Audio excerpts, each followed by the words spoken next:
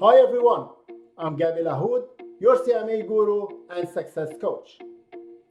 I always get asked, what is the best way to study for the CMA certification? How to increase memory retention? How to avoid forgetting what we just studied? And many similar questions. At BCertified Pro, we coach and guide our candidates on how to apply, as we call it at BCertified Pro, the rolling strategy.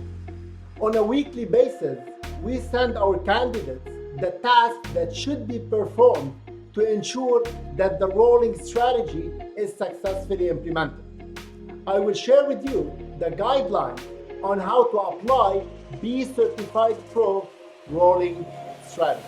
Each part of the CMA program is broken down into 6 sections as stated at IMA website. After you study section A, you solve some of the MCQ questions, something between 30 to 50 MCQs, just to test your knowledge on the subject.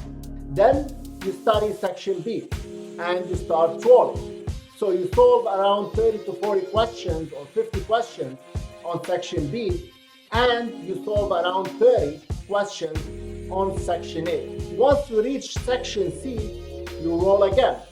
30 to 50 questions from section C and around 30 from section A, 30 from section B. This will train your brain to remember and retain all of the sections collectively and avoid forgetting what you just studied. So when you reach section F, by then you have practiced or you have trained your mind and your brain to practice all of the sections together. So in that section, once you study section F, now you are practicing sections A, B, C, D, E, and F together. And this is what you will be doing on the exam day. So on the exam, you will be solving all the sections collectively.